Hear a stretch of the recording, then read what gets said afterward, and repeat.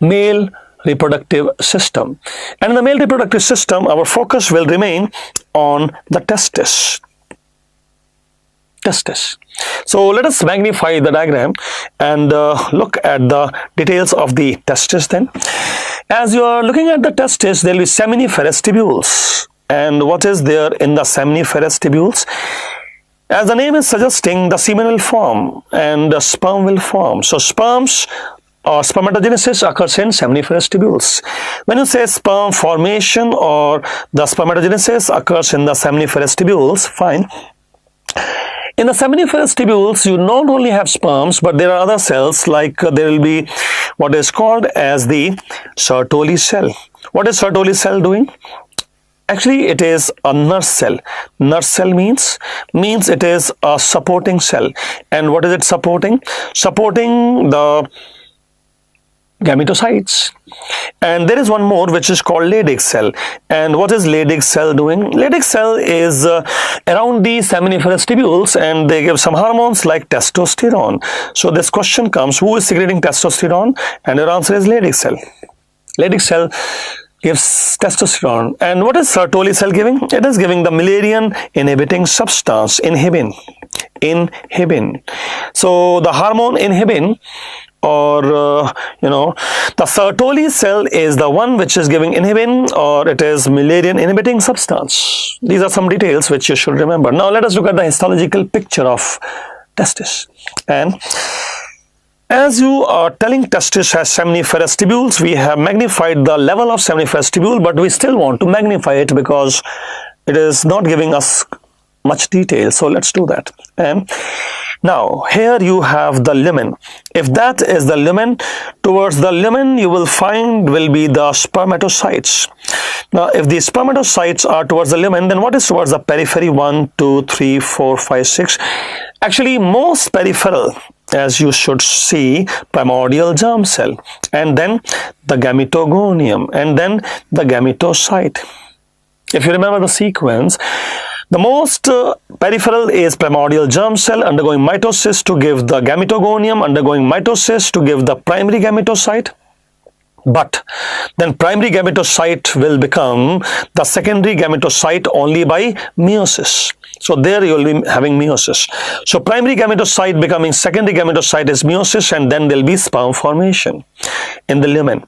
Now you can see there are some sustentacular cells which are the Sertoli cells, and they are supporting the gametogonia and gametocytes, and they are the one which were giving us the inhibin, Müllerian inhibiting substance. And this is the Leydig cells which are around the seminiferous tubule, and that interstitial cells of Leydig, they will be giving us testosterone.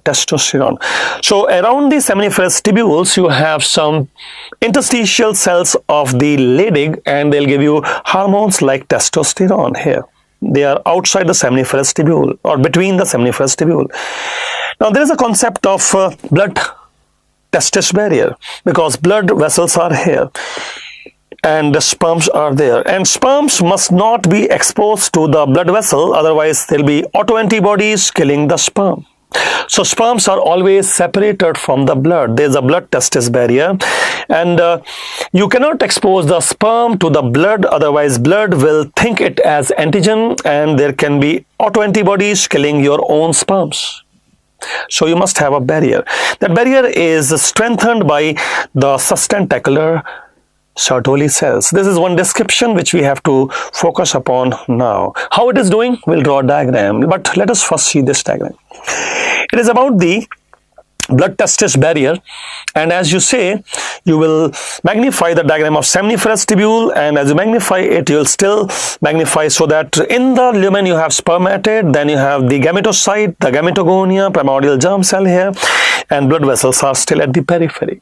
You want the blood to be separated from the sperm, so you must have some border, and that is done by this cell, Sertoli cell. Actually it is the nurse cell. What is this nurse cell doing? Actually this nurse cell, as I'll mark here, you will see this is one nurse cell. And what is this nurse cell? attaching with other nurse cell. So maybe in this diagram it is not evident that this is a nurse cell which is attaching with other nurse cell and making some intercellular junctions, and these intercellular junctions are important because they are making the blood testis barrier. Let me draw the diagram, then you'll understand better that one Sertoli cell is holding the other Sertoli with arms. Multiple arms are there and they are strong arms. They don't let the blood come from here to there into the luminal site. Let's draw the diagram. See, what you're telling is this is a Sertoli cell. And if this is a Sertoli cell, then what is Sertoli cell doing? It is holding hand with other Sertoli cell. So if it is holding hands with other Sertoli, where is other Sertoli? You can show it here. This is the other Sertoli cell. So you're telling that there are one Sertoli cell here and there's another Sertoli cell. What are they doing? What they are doing is they are holding hands, making tight junctions. And why should I hold hand making tight junction? Because they are forming blood testis barrier. What is that? You see, there are blood vessels on the outside. And those blood vessels having some blood and should not be exposed to the sperms on the luminal side. So these are the sperms on the luminal side. Yes. And the sperm must not be exposed to blood. There must be a blood testis barrier. Otherwise, if the blood is exposed to the sperm, it will kill the sperm, thinking it as a foreign body antigen. So you must not allow. So this is done by the two Sertoli cells holding hand. But then if they're holding hand, then how will I send this cell here from there to there? Because I have to keep sending cell from this area to that area. Who is this? This is the primordial germ cell. And who is that? That is the gametogonium. I can have gametocyte also. Now, if primordial germ cell is asking Sertoli cell, sir, please, can I go from here to there? Then Sertoli cell will say, wait. Yes, you can. So they will be holding hands like this, but they'll leave the hands and then again hold the hand. Means if primordial germ cell want to go from here to there, it is allowed, semi-permeable kind of thing. So primordial germ cell can go, yes, but not the blood, no. So they will be holding hand and they leave the hand for some time so that the cells can pass from here to here. Yes. And from here to there. Yes, of course you can. But you have to ask the Sertoli cell. Nurse cell. Yes. I am gametogonium. I am gametocyte. Yeah. What do you want? I want to go there. Where? Towards the upper area, towards the lumen. Okay. You can go. Wait for some time. Let me detach this hand attachment with the other one and quickly go. I'll hold again. Why? Because I don't want this blood exposure to the sperms. This is how they make the blood testis barrier. Now the next thing is looking at the structure of sperm. And when you're looking at the structure of sperm, you will see some questions appearing.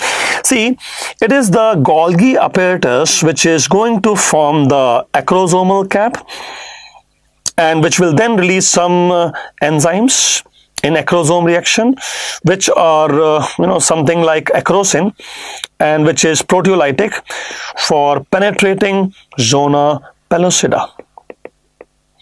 So you are telling that there was some Golgi apparatus which is making the acrosome, which is having some enzymes which are lytic enzymes like acrosin, and it is helping to penetrate the zona pellucida. Yeah, that is the point here. Now, if you say so, fine. What is happening to the nucleus? Nucleus will be in the head of the sperm because it is to carry the chromosomes. These chromosomes are to be carried into the oocyte, cytoplasm. So the nucleus will be in the head of the sperm so that it will have chromosomes and they must enter the cytoplasm of the oocyte for after fertilization. And what is the centriole doing? Centrioles are actually important for making that this. What is this? This is a long cilia. What is that long cilia? It is like a flagella. You mean to say the tail of the embryo? Yeah, it is looking like a flagella, but it is a long cilia and it requires the centrioles. Centrioles, microtubules. You mean to say these centrioles, they are going to help form the tail of the sperm? Yeah, tail of the sperm, which is a long cilia, which is also called as flagella. Humans don't have flagella. It is called flagella, maybe misnomer. It is a long cilia and it is having some microtubules. Those microtubules would have come from the centriole system. And what is happening to mitochondria? Mitochondria is the source of ATP, energy. So where will you keep the source of energy? In the middle piece, So when you're talking about the middle piece, there you have the mitochondria. Yes, and it is the powerhouse of the cell. So mitochondria is the powerhouse of the cell, giving energy, ATP, something that, and it is in the middle piece. Yes, these are some questions you will find appearing. Now, once you have talked about the structure of sperm, also we are moving on to the next thing, which is the female reproductive tract. And when you're talking female reproductive tract, you remember what is mammary gland? It's a sweat gland. Milk is sweat. Which kind of sweat gland is that? It is a modified sweat gland. Which type of modified sweat gland? Apocrine. So it is a modified apocrine variety of sweat gland. Now we want to talk about the epithelium of vagina and uterus. We want to talk about epithelium of vagina and uterus. What is ovary lined by? It is cuboidal epithelium. Ovary is lined by cuboidal epithelium. I want to know what is the lining of the uterus? Columnar. And what is the lining of vagina? Squamous. But which squamous? So as you see, vagina is squamous and uterus is columnar and ovary is cuboidal. We need some more details. Let's do that. As you are looking at uterine cervix, there are questions on uterine cervix. What is it lined by? There's an endocervix, there's an ectocervix. They have different lining. So what is the difference? You have to tell that there is a squamocolumnar junction in the uterine cervix, so it is prone to cancer, like the esophagus is prone to cancer. Whenever there is a squamocolumnar junction, there is a chance of metaplasia, and whenever there is a metaplasia, there is a chance of dysplasia, and if there is a dysplasia, there is a chance of cancer. So you have to be careful. You have to monitor this area, especially in predisposed individuals. Monitor the area for metaplasia, dysplasia. Anyhow, you are talking about the junction of the ectocervix and endocervix, that is the squamocolumnar junction. If you say this is the squamocolumnar junction, this is the area which we should monitor in a predisposed case. Can you tell me what is the endocervix lined by? Endocervix is lined by the same epithelium as the uterus. Then what is uterus lined by? Columnar epithelium. So uterus is columnar epithelium, that is endocervix. What is ectocervix? Ectocervix is lined by the same epithelium as the vagina. Then what is vagina lined by? Stratified squamous epithelium. So vagina is stratified squamous epithelium. It is the same for the ectocervix. And this is a magnified view. You have to understand that if it is ectocervix, it is stratified squamous epithelium, but if it is endocervix, then it is columnar epithelium. So endocervix is columnar epithelium and ectocervix is stratified squamous epithelium. This is the area which we are talking about, squamocolumnar junction. This is prone to metaplasia, dysplasia, cancer. Monitor the area. And also one question came, in the uterine cervix, you have more of smooth muscle or the connective tissue? This question came. The question was asking, what is the ratio of connective tissue to the smooth muscles in the cervix? And your answer is 8:2 basically. 8:2 means 80%, 20%. Yes, 80%, 20%. You mean to say 80% is connective tissue and 20% is smooth muscles? Yes, that is the answer. More of connective tissue and less of smooth muscles.